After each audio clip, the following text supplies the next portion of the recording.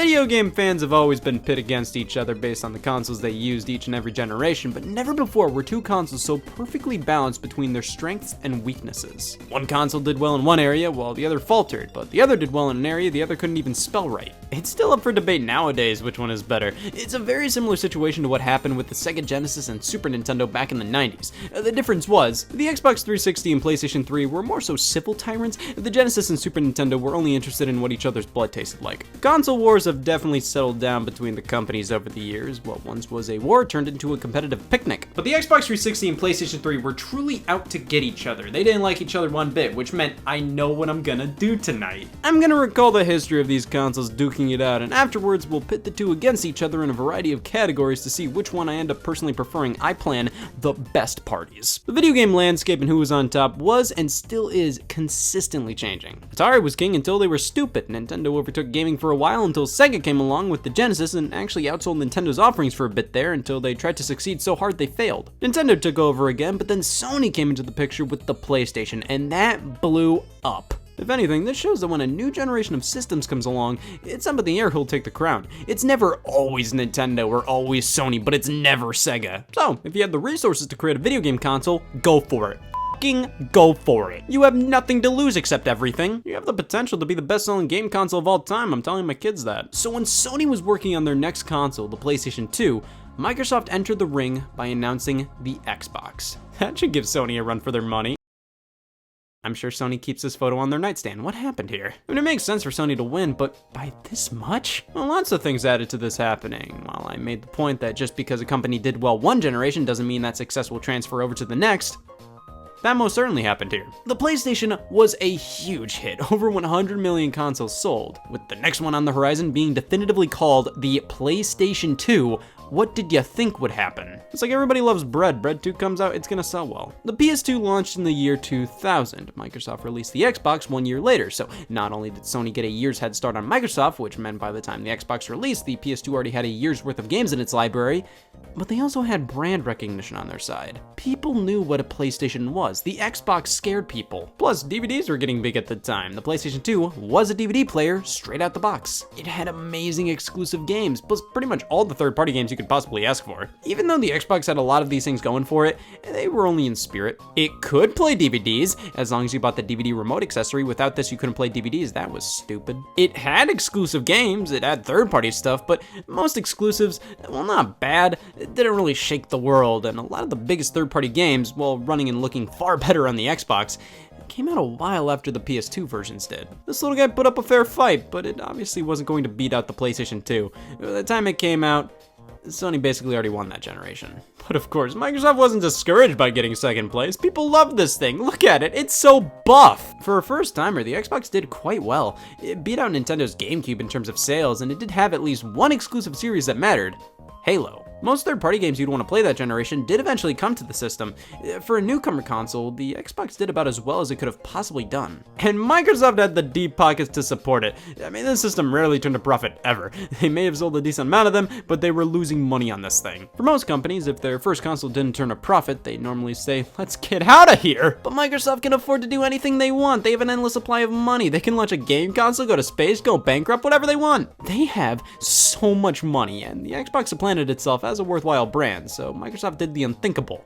They never learned to count. The Xbox 360 was revealed on May 12th, 2005 on MTV because TBS was busy that day. Microsoft was serious with making this system a massive deal and something that Sony should have been legitimately scared of. Instead, they were pretty confident with their next console, the PlayStation 3's success. I mean, after your last two systems were the most popular systems in history, it's easy to get a big head and think anybody will buy something with the word Sony on it. Shortly after the Xbox 360's reveal, Sony revealed info on the PS3, how it was leaps and bounds more technologically advanced than Microsoft's offerings. I mean, this thing had it all. 2 USB ports, 3 more USB ports, another USB port. The entire system was built around something called the cell processor, which was a highly advanced technology that nobody knew how to use. It was pretty difficult for programmers to actually utilize the cell processor and make games for it, but Sony was so arrogant after the past 2 generations, there was this mentality that developers would learn to program for it because we made the PlayStation 2, everybody loves us. Like, if the cell processor takes a lot of time to figure out, developers will spend all their time making games for the PS3 because it's so difficult, they won't have time to make games for the Xbox 360. Sony knew they had brand recognition on their side, so decided to make the ultimate video game box. Backwards compatible with all generations of PlayStation, the most powerful architecture imaginable, a compact flashcard reader because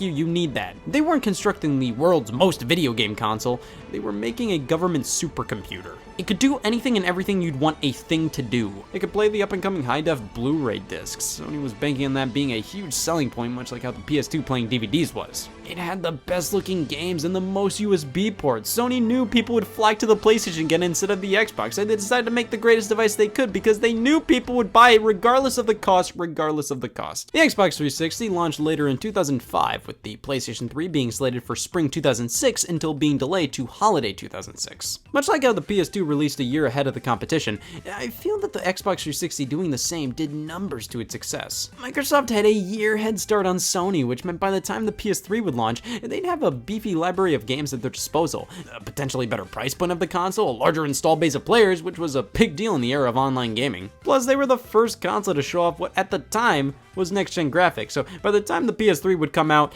it wouldn't have been as revolutionary looking. But Sony couldn't care less about Microsoft. They were confident that people would drop everything in their life at the moment for the right to buy a PlayStation 3. But then during their E3 2006 press conference, Sony said, you know what, we haven't f***ed up in a while, let's do it. This conference will always live in infamy, the moment that many stopped looking at the PS3 with excitement and instead with embarrassment. The entire presentation was awkward with how lines were delivered and the games honestly looking pretty boring. A lot of this stuff didn't look that much better than what Microsoft was putting out, which made it sting even more when it ended with a mortgage. The 20GB PlayStation 3 will retail for $499 US and 549 Canadian dollars.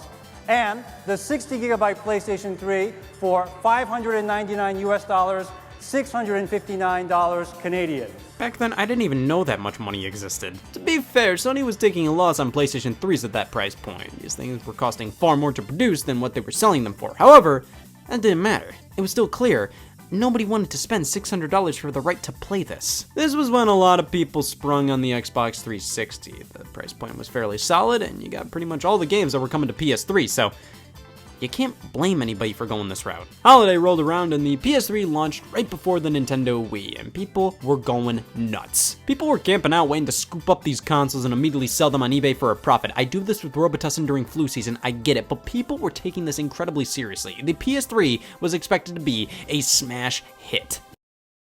Or a failure, I'm open to that too. For the first few years of its life, the PS3 was the laughingstock of the gaming industry. It was overpriced and didn't have a ton of compelling exclusive games. Multi-platform titles often ran worse on the system because, 1, the Xbox 360 was easier to develop for, so developers would make games for it first and then hastily port it over to PS3, and B, the Xbox 360 was more popular, so developers would make games for it first and then hastily port it over to PS3. I mean, that thing had a bigger library and more exclusives initially, with a lower starting price compared to the PS3. It was obvious if you wanted a new console, comparing the two, the 360 just made more sense. Didn't help the PS3 ads were fucking weird. See, that just shows how arrogant Sony was at the time. They thought, oh, we'll creep people out with our PlayStation 3 commercials. It's the PS3, people will want it regardless. But the PS3's problems didn't mean the 360 was having the greatest of times. More and more hardware malfunctionings were occurring. This model was notorious for failures, showing off the infamous red ring of death, which meant your system was pretty much donezo. While it was doing better sales-wise, Microsoft had to deal with repairs, spend a crazy amount on warranties, and overall just had to live with the bad press the 360 got when it came to reliability. So, one had no games, and the other didn't work. You really had to pick your poison. Within the first year, Sony took drastic steps to improve the PlayStation 3, cutting the price, removing features that were sort of worthless to reduce costs. I will never forget you, CF card reader. More and more exclusives were coming out, like Little Big Planet and Uncharted, but right when Sony was starting to turn things around, Microsoft just had to release Halo 3. This may be one of the biggest moments in gaming history just based on the energy surrounding the launch alone. Everybody knew Halo 3 was launching. It was a big deal. But then after that, Microsoft kind of gave up. The 360 no doubt had loads of fantastic exclusive games, but most of the big ones came in the first few years of that system's life. Gears of War, Viva Pinata, Crackdown, it all led up to Halo 3, and then afterwards, I mean, sequels to these games came out, but really, Microsoft kind of got content with where they were at and stopped fighting nearly as hard. Sony continued to fund exclusive games and reduced the PS3's price until finally giving it a much-needed redesign that was quite a bit smaller and was featured in a new ad campaign that highlighted the system's unique features. Microsoft kept at it with redesigning the system's user interface, offering avatars like Nintendo's Mii's, and focusing on media consumption with streaming apps. As time went on, it felt like the roles were reversing. Sony was trying to win over the hardcore gamer with excellent games, while Microsoft was trying to transform the Xbox 360 into this all-in-one entertainment hub for everybody, which was the initial mission statement of the PlayStation 3. Both companies tried their hands at motion controllers to combat the Nintendo Wii. Sony had the PlayStation Move and Microsoft the Kinect. While both were equally f***ing stupid in their own right, the Move felt more like a way to turn your PS3 into a Wii if you're into that sort of thing. The Kinect felt more like something Microsoft wanted everybody to have and positioned it as a replacement for the Wii. You could control the games with your body, that's insane, I f***ing hated my thumbs anyways. The Kinect did insanely well, much better than the PlayStation Move. But that came at a cost. While Sony was focusing on making legitimately good video games to win back the trust of the gaming community, Microsoft fully shifted the Xbox brand into casual all-in-one entertainment after the Kinect's success.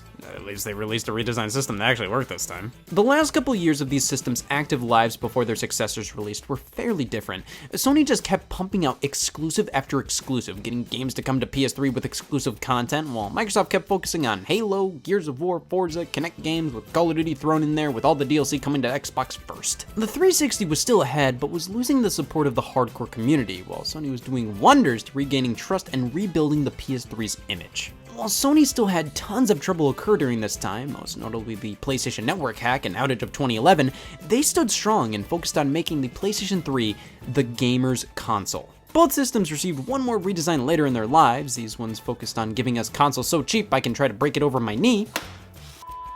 Keyword try. Sony had one more ace up their sleeve with The Last of Us releasing in summer of 2013, right before the launch of their next console, the PlayStation 4. One of the most critically acclaimed games of all time as an exclusive. That got a lot of people to pick up a PlayStation 3 mere months before the next PlayStation was coming out. That's pretty impressive. And throughout all of this, while the Xbox 360 was winning the war for most of the generation, when all was said and done, it was actually Sony who ended up winning. Yeah, this is still crazy to me. I still always look at the Xbox 360 as the winner in terms of sales, and while that was true for the majority of its life, the PlayStation 3 picked up so much steam later on, it actually ended up winning. A classic underdog story. It always warms my heart to see a multi-billion-dollar corporation win at the end of the day.